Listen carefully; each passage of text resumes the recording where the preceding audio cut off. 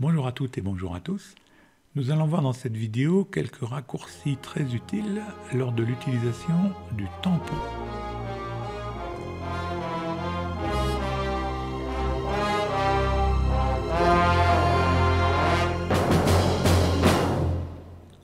Le tampon, touche de raccourci S ou clic ici dans la barre d'outils.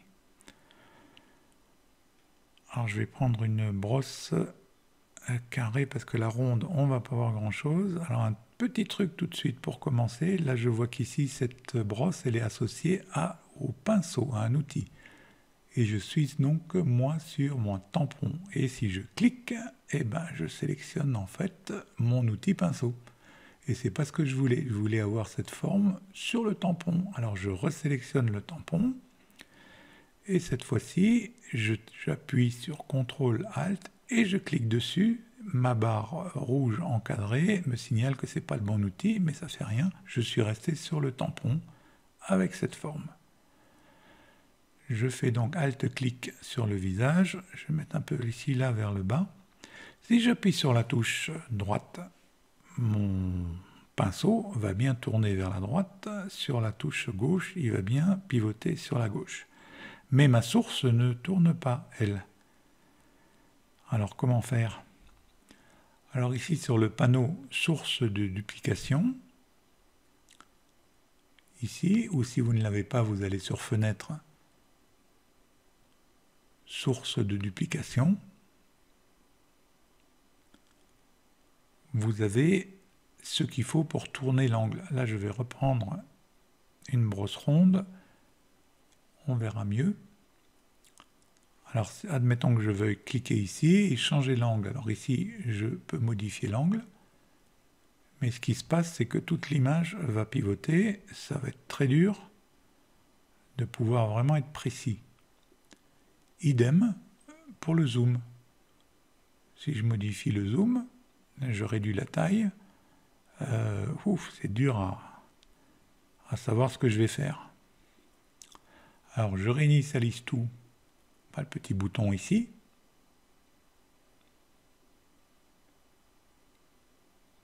Voilà, je reviens à ma forme de base. Et j'appuie simplement sur Shift, Alt et 0. Et là, ma source de duplication va pivoter sur la droite, dans le sens horaire. Et la touche d'à côté, Shift, Alt, 9, ça va pivoter dans le sens anti-horaire. Donc déjà là, c'est visuellement une grosse amélioration.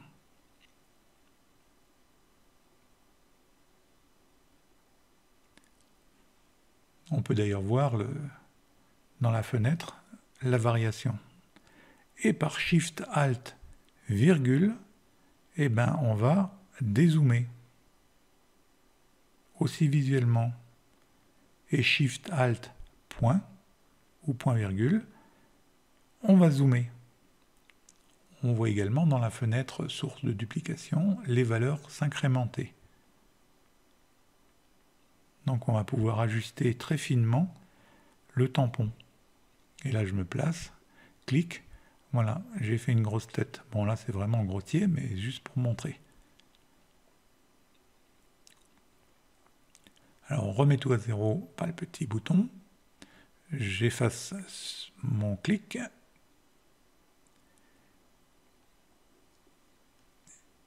Et on va utiliser le zoom. Un petit essai. Je rajoute un calque pour ne pas être destructif.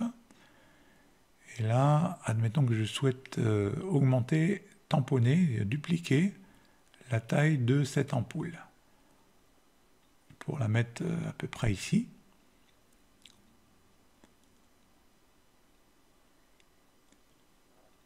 J'augmente la taille de mon tampon. Et là, avec la touche de raccourci Shift, Alt, point, j'augmente la taille de mon ampoule.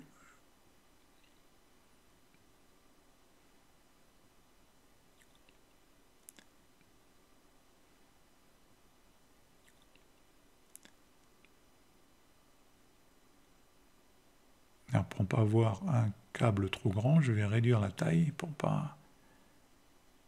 Voilà. Je repositionne, j'ai toujours pas cliqué, hein. Donc je peux ajuster très finement la position, et là maintenant, je tamponne. La touche 5 pour passer en opacité de 50, pour pouvoir faire le tour du halo lumineux de l'ampoule, pour ne pas voir de bord. Voilà, j'ai dupliqué l'ampoule pour en faire une plus grosse. Je réinitialise tout, et là j'ai simplement copié mon ampoule, j'appuie sur 0 pour repasser opacité 100. Je vais cliquer sur mon ampoule pour la déplacer un petit peu. Bon, là c'est l'utilisation normale du tampon, voilà. Avec un bord plus doux pour le halo. Et là, je reclique ici pour effacer l'ampoule que je viens de dupliquer.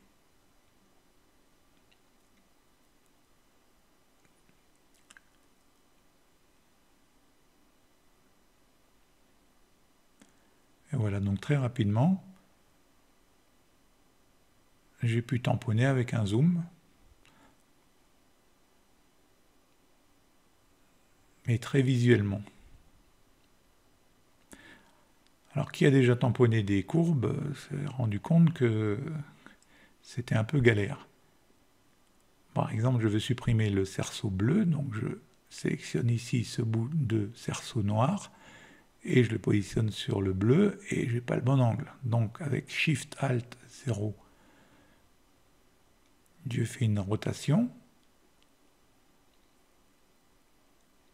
Et là, j'ai toujours pas tamponné, donc je peux toujours me déplacer pour ajuster ça très très finement.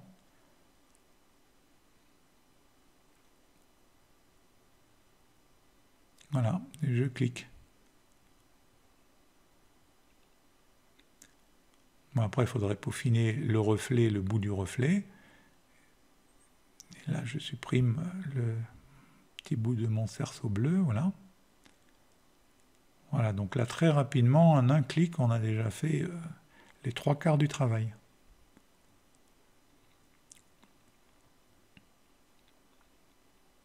Je réinitialise l'angle à 0, et pareil pour le zoom, donc là, je prélève une partie du cerceau, et avec Shift Alt point, vous pouvez taper plusieurs fois sur point pour aller un petit peu plus vite. En maintenant Shift et Alt appuyé, vous voyez, ça zoome. Bon, une fois que vous avez le bon zoom, ben voilà, il suffit de suivre le cerceau, et voilà, vous avez fait un zoom.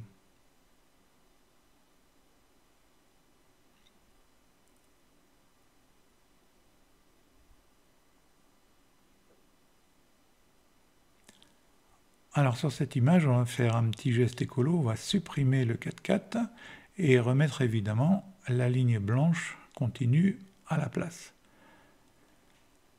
Avec le lasso, je sélectionne rapidement tout ce qui a trait au 4/4.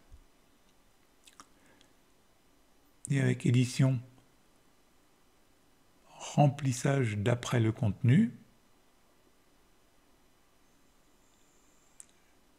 je supprime le 4/4. Alors là, les bandes blanches, il faut les adapter, voilà, pour les incorporer ou non. Là, le résultat est à peu près correct. Je désélectionne. Voilà. Donc on a sur un calque séparé. Alors, je crée avec la plume de courbure une forme qui va me servir de gabarit pour pouvoir visuellement avoir une courbe plus ou moins harmonieuse. Parce que si on part comme ça à tamponner, bille en tête, ça sera peut-être tout sauf courbe. Alors je répare un petit peu cette partie-là de la ligne blanche pour qu'il n'y ait pas trop de motifs répétitifs, que je vais la dupliquer avec le tampon. Voilà, je me positionne. Et avec les touches qu'on a vues, les touches de raccourci, de rotation, zoom et tout ça. Alors au-dessus de mon calque de forme, je baisse l'opacité pour pouvoir voir quand même où je dois placer les bouts de ligne blanche. Là, je repars de l'autre côté.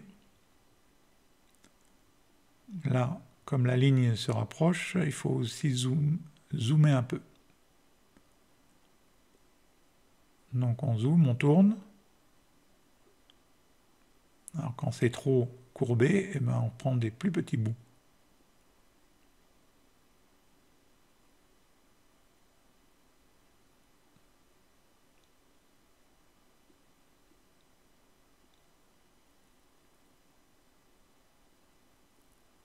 On y est presque.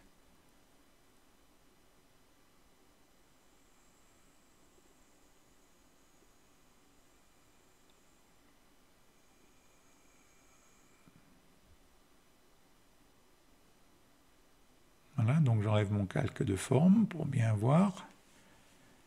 Et voilà, un petit peu de tampon ici pour refaire la silhouette de l'ombre, enfin l'ombre de l'arbre.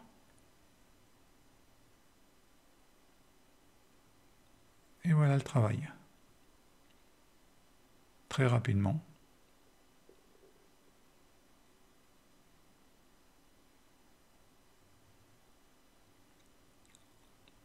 Alors le tampon, il y en a un de caché aussi pour tamponner en perspective. Pour enlever ce type de tâche, par exemple sur la planche, on a un filtre, c'est le point de fuite. Et dans filtre, point de fuite, on a un tampon. Alors d'abord, on va placer une grille de déformation. On va céder ici des lignes des planches. Et il suffit de la placer correctement. Voilà, on a la grille. On peut zoomer, dézoomer, déplacer avec la main. Si je veux tamponner au-delà de la grille, il faut que je tire sur une des deux poignées. Voilà, je l'agrandis un maximum. Et cette grille, elle est censée être en perspective. Donc avec le tampon, il suffit que je prélève un point et je peux tamponner dans la perspective. Par exemple, les veines du bois, là, je peux directement bien les placer. Elles se suivent et il n'y aura pas de problème de perspective. Vous voyez, le tampon, la zone diminue ou augmente en fonction de sa position et de la perspective. Là, carrément, je tamponne la planche sur la droite.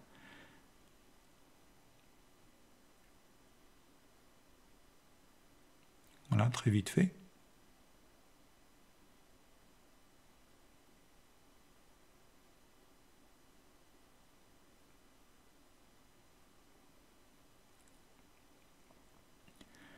Sur cet exemple, c'est peut-être un petit peu plus parlant. Pareil, on va reprendre le filtre point de fuite et on va poser une grille et on va céder des traces noires de l'ombre qu'il y a au sol.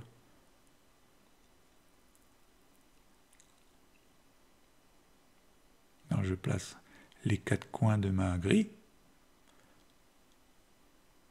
peu importe l'ordre ou le sens.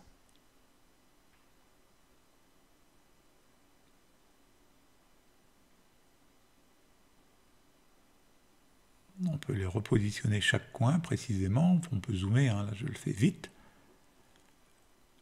Là j'agrandis ma grille, et là je choisis mon tampon, et toujours pareil, Alt-clic, je choisis un départ, et je peux effacer le marquage au sol, tout en respectant la perspective des bandes d'ombre. Vous pouvez cliquer à différents endroits, en haut ou en bas, vous serez toujours dans la bonne perspective.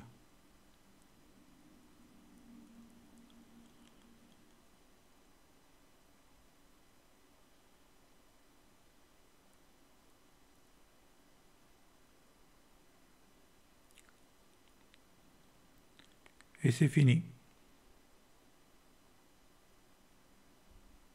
Donc très rapidement, on a réussi à tamponner, mais en perspective. Merci d'avoir suivi cette vidéo. J'espère qu'elle vous aura été utile. N'hésitez pas à liker, à vous abonner ou pas, et à bientôt.